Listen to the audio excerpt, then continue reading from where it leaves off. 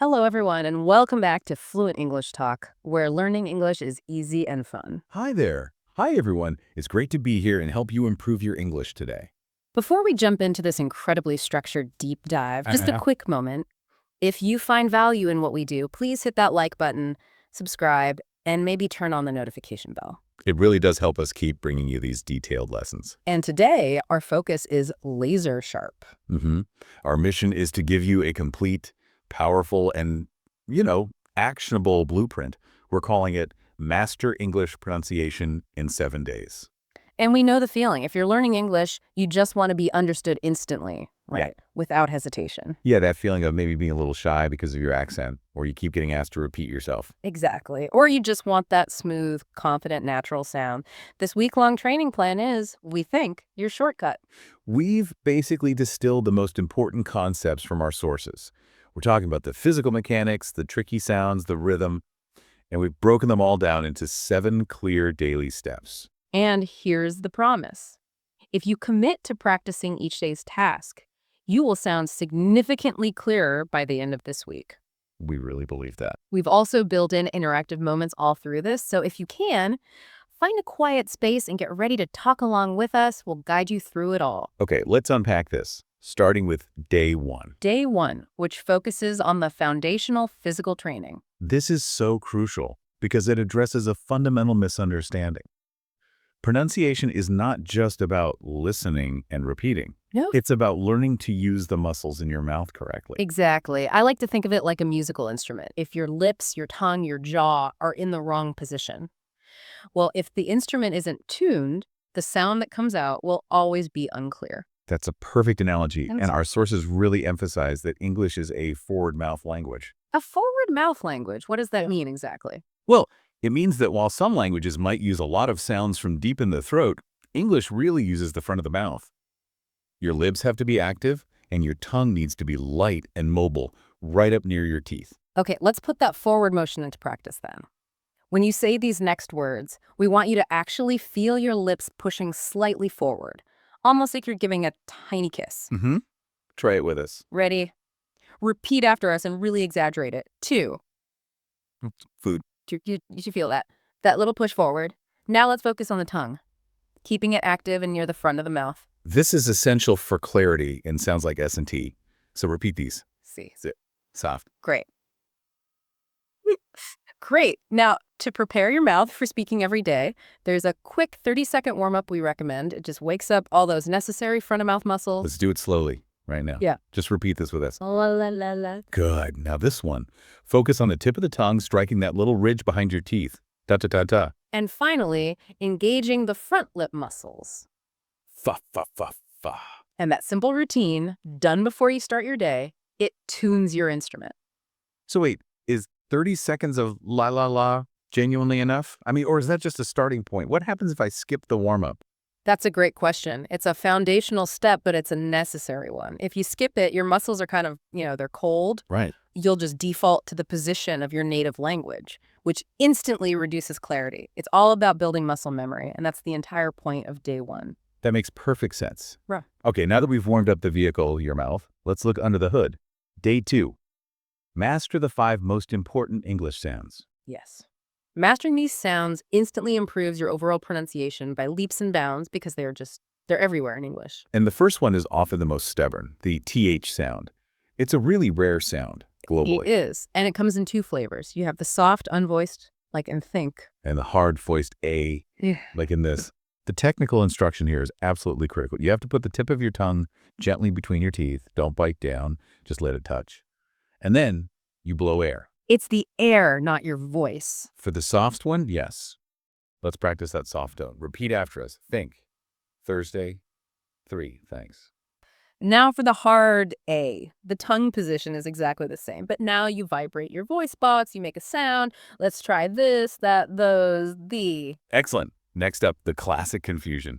Short I versus long E. That's A versus A. And this one is so important because it can completely change the meaning of your sentence. The classic example is ship versus sheep. Right. So for the short I, the sound, your mouth should be relaxed. Your jaw drops just a little. There's no tension. Try it. Sit, ship, live.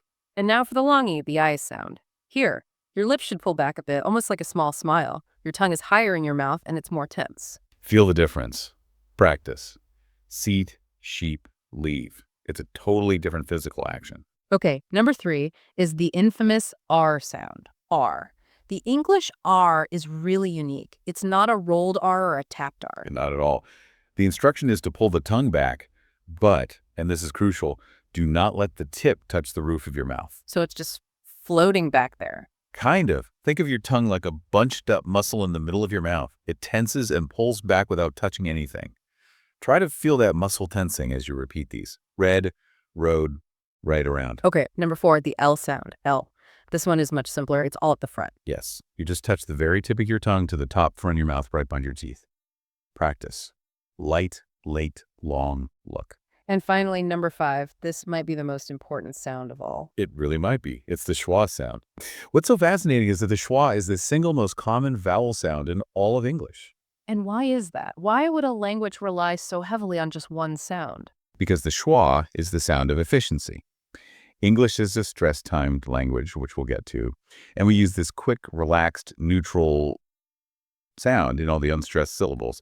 It saves energy. It lets us speed up the rhythm. Precisely. Practice using it. It sounds like, So, bout becomes bout. Again becomes gen. Problem becomes problem. So just a quick review. TH, short I, long E, R, L, and that super common schwa. If you can master these, wow, you've conquered probably 50% of the clarity challenge right there. And that moves us perfectly to day 3, where we apply that clarity to context. Word stress. This is a major mistake we hear. Learners pronouncing every single syllable equally. If you do that, your listener has to work way too hard to figure out what you're saying. Right. Stress is the key. It's like a signpost that tells the listener where the most important information in the word is. So what is a stressed syllable? It's the peak of the word. It's louder. It's a little bit longer. And it's often higher in pitch. It's the target. Okay, listen and repeat these examples. Feel the sound jump up on that stressed syllable. Table. Not TBLE. Window. Computer. Important. And here's a powerful technical detail. In many cases, stress can actually change the meaning or even the type of word.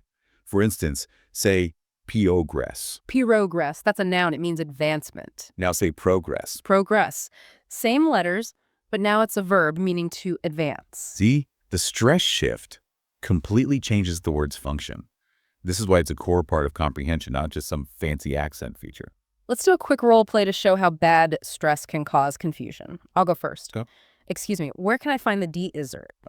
You mean the dessert? The cake? The d's is where the camels live. Oh, dessert. Right, much Yeah. clearer. Wow, that improper stress really does create confusion. It really does. So for your practice exercise, we want you to try this. Say the sentence, English pronunciation is important. But specifically stress these syllables, English pronunciation, important. And really focus on making the other syllables weak and quick. Now, if we connect this to the bigger picture, day 4 takes that idea of word stress and just expands it to the whole sentence. Yes, this is sentence stress and rhythm. And this is so critical because English is what we call a stress-timed language. What does that mean? It means that the time between the stressed words is roughly equal, no matter how many little unstressed words are in between. So that's what gives English that characteristic bouncing or musical sound. Exactly.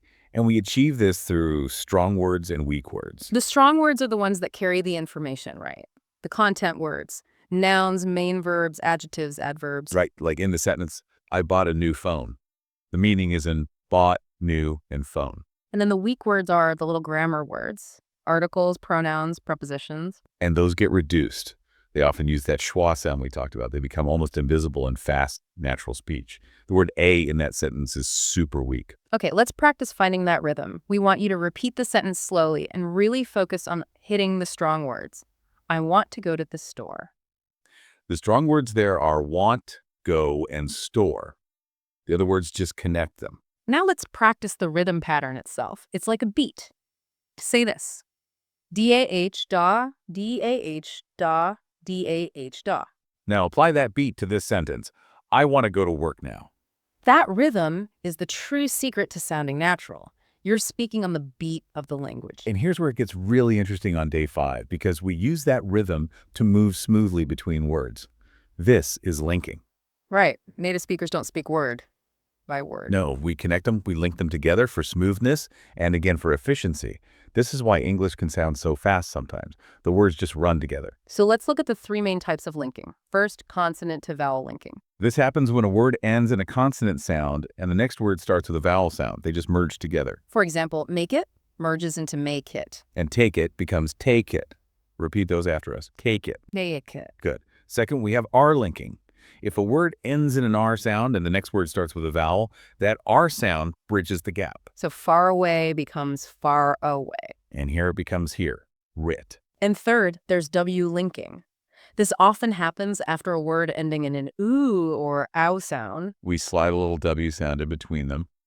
So go out becomes go out. And you are becomes you are. Okay, let's put it all together in a practice prompt.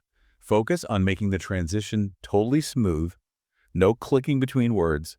Repeat these linked phrases. I want it. Go out now. Here it is. See how that flows. Let's demonstrate really quickly. I'll speak word by word. Okay. Did you see the new movie? I saw it and I want it on Blu-ray. Oh, you link the words.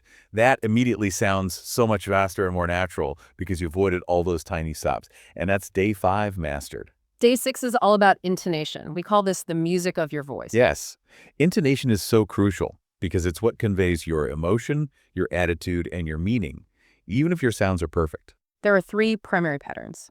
First, rising intonation. We typically use this for yes-no questions. It signals uncertainty or that you're seeking confirmation. For example, are you ready? Your voice goes up. Second is falling intonation. We use this for statements, for commands, and for information questions like who, what, where, when, why. For example, I'm finished.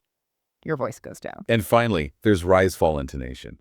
We use this to express surprise or strong feeling or emphasis like, really. It goes up and then down. And a little nuance for our deep dive audience, falling intonation can also be used on questions, but it makes you sound more demanding. Right. Think of a parent asking, where are you going? That's very different from a friendly inquiry. Let's practice the basic contrast. Repeat these and make sure your pitch follows the direction we give. First, the question, are you okay? Rise. Now the statement, yes, I'm okay. And the surprise. Wow, that's amazing. Rise, fall. Intonation adds personality. It adds context to everything you say. And that brings us to day 7. We saved maybe the most important component for last. Speak with confidence. This is so true. I mean, all the technical perfection in the world is useless if you don't project your voice. If you speak quietly, people won't understand you, even if your schwa is perfect. Confidence isn't just psychological, is it? It's physical. Exactly. And we have 3 simple, actionable techniques to boost both your confidence and your clarity at the same time. What's number 1? Number 1, slow down. Learners often try to speak fast to sound native, but speaking slowly gives you the time to actually articulate your sounds properly, to use stress, and to maintain clarity. Speed will come naturally later. Good advice. Number 2. Use your hands. Gesturing helps to control and reinforce your natural speaking rhythm. It kind of anchors your thoughts and slows you down. And number 3. Smile. Just smiling naturally helps to open your mouth correctly, which leads to clearer, more forward sounds. It reinforces all that muscle memory from day 1. A smile is a physical act of projection. I love that. Okay, so your confidence practice today is to use all 3 techniques: smile, gesture, and speak slowly while you say these affirmations loudly and clearly. Say them with us now, with real conviction. I speak English clearly. I sound better every day. I can master pronunciation. And that is how you translate 7 days of technical learning into real speaking momentum. Okay, now that we've covered the 7 days, let's put it all into practice really fast. We're going to do 3 quick role plays. Role play 1. At a cafe. Listen for the strong words and the rhythm. I'll be the customer. Okay. Hi. Can I get a kegafee with milk? Sure. What kind of milk would you like? I'll get a Kie chocolate muffin too, please. Coming right up. Role play 2. Introducing yourself. Pay attention to the linking and the intonation. Hello, I'm Emily. Nice to meet you. I'm Paul. Nice to meet you too. Where are you from, London? I'm from London. I love it there. That's great. And role play 3, asking for directions. This is all about clarity and purpose. Excuse me, where's the RS to wrong? Go straight and turn left at the corner. Thank you very much. You're welcome. All right, so here's your summary and your final actionable plan. If you are serious about this, you need to spend some time on these specific drills this week. Drill 1, the TH sounds. Practice that contrast. Think, thought versus this, that. Drill 2. R and L contrast. Crucial pairs like right light, right slice, glass crass. Focus on your tongue position. Drill 3. Short I versus long E, ship sheep, live leave, sit seat. Focus on your mouth shape. Drill 4. Stress practice. Remember that shift, progress the noun versus progress the verb. And drill 5. Linking practice. Say it, go out, far away. So here it is, the final actionable 7-day pronunciation master plan. Day 1, mouth positions. Focus on that forward mouth and do the 30-second warm-ups. Day 2. Focus 100% on mastering the 5 key sounds, THIERL, and of course the schwa. Day 3, practice word stress. Find 20 words where the stress isn't obvious and master them. Day 4. Practice sentence stress and rhythm. Use the strong weak word idea and that DH each day pattern. Day 5, practice linking common phrases together. Make your transitions totally smooth. Day 6. Practice intonation to convey meaning. Practice rising, falling, and that's rise, rise, fall. And day 7, record yourself speaking. Then commit fully to the confidence training. Smile, gesture, and slow down. We guarantee if you follow this exact plan, your pronunciation will improve dramatically. You're training the physical rhythm of the language. Amazing. Let's just quickly recap the 7 main concepts we taught today. We learned 1. How to use your mouth correctly. 2. The mechanics of the 5 key sounds. 3. Word stress is the key to clarity. 4. Sentence stress creates the natural rhythm. 5. Linking words makes your speech smooth and efficient. 6. Intonation conveys your emotion and your intent. And 7. Confidence is the final ingredient to actually being understood. We really hope this deep dive has given you a tangible structure for real improvement. Thank you so much for learning with us. And please remember to practice daily. Repeat these examples. And record yourself. Compare how you sound on day 1 to how you sound on day 7. The transformation will be noticeable. Now we want to hear from you. Tell us in the comments, which pronunciation sound is the hardest for you to control? And which day of the plan are you going to start with today? Let us know your goals. And don't forget to like, subscribe, and hit the bell for more English learning videos. Keep practicing English with Fluent English Talk. See you in the next lesson.